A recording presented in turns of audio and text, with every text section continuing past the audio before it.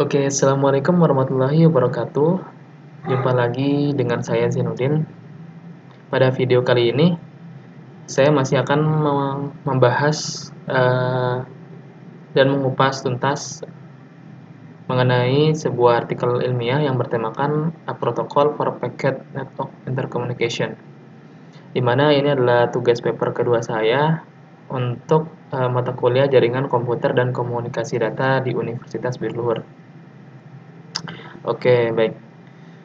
Di layar sudah tampil untuk PowerPoint-nya dan beberapa slide ini tadi dari poin yang bisa saya deliver, pemahaman saya, saran, hipotesa, kemudian kekurangan seperti itu ya yang terdapat pada pembahasan artikel ilmiah tersebut.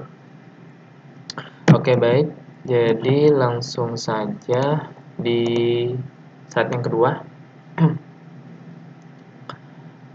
Pada umumnya, protokol untuk interkomunikasi jaringan paket sangat mendukung berbagai sumber daya, yang jaringan paket switching yang beda.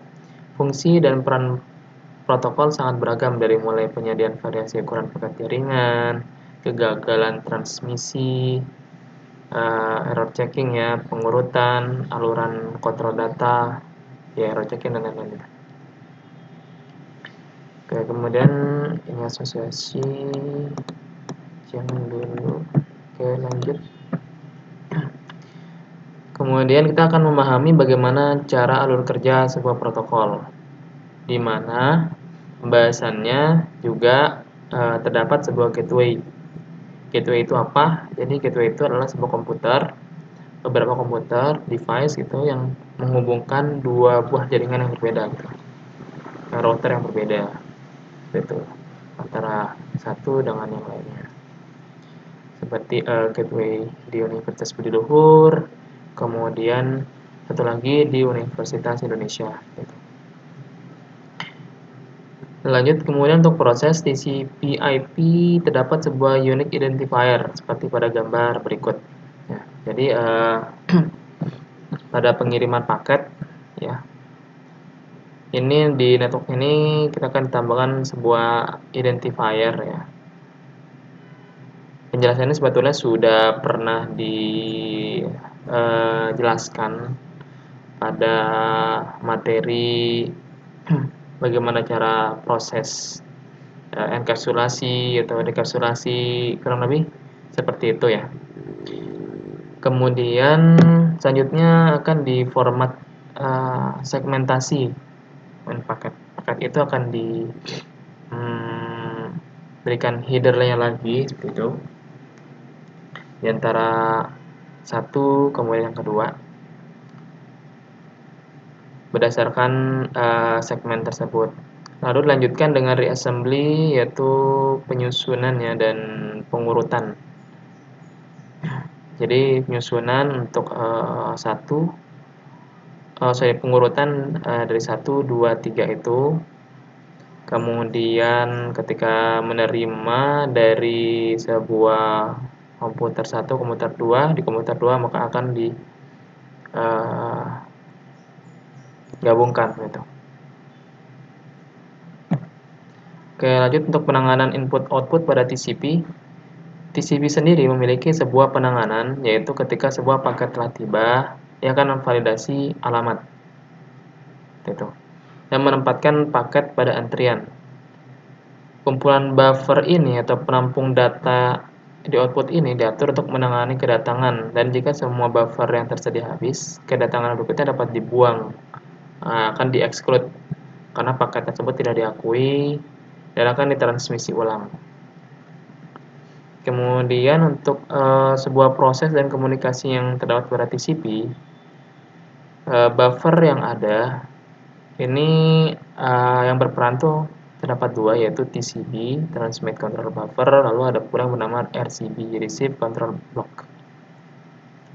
Ketika koneksi dibuat, gitu ya, atau data transfer ini akan baru dimulai, terdapat peran TCB, yaitu mengatur struktur data atau variabel yang kompleks yang parameter itu disimpan pada struktur tersebut. kemudian memelihara informasi pada nomor-nomor soket. Nah, buffer ya output atau penampung ya. Pengiriman juga mengatur pengiriman dan penerimaan nomor urut. Lalu kita akan dijelaskan juga tentang asosiasi. Jadi asosiasi itu kurang lebihnya adalah hubungan antar dua atau lebih port atau entitas yang sedang berkomunikasi tanpa memperhatikan sebuah jalur. Nah, untuk TCP ini perlu menyiapkan untuk TCP ini perlu menyiapkan TCP dan RCB. Nah, gunanya untuk apa? Kedua yang tersebut untuk menginisialisasi ukuran jendela dan tepi jendela kiri untuk keduanya. Di mana di sisi pengirim TCP atau nomor urut awal dan ukuran jendela di pihak lain TCP dapat menolak atau menerima reject atau approve dengan pertimbangan mekanisme pengakuan acknowledge seperti itu ya mekanismenya.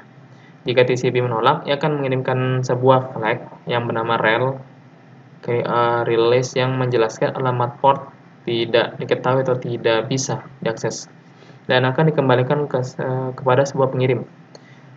Untuk mencegah adanya prematur data, TCP ini mengirimkan paket dengan flag IS, IM, dan yang pasti rel. Rel ini digunakan untuk mengkonfirmasi bahwa paket ini belum tiba atau belum sampai tujuan.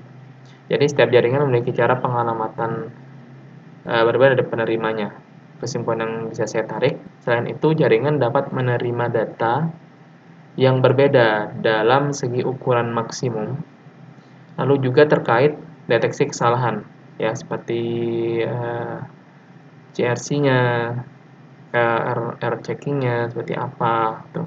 Untuk pengakuan mekanisme pengakuannya seperti apa, flag yang diberikannya seperti apa. Lalu juga tentang perutean. Perutean ini juga dibahas dan memiliki perbedaan di setiap jaringannya.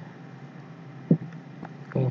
Nah, untuk referensi yang saya dapatkan ini dari sebuah artikel juga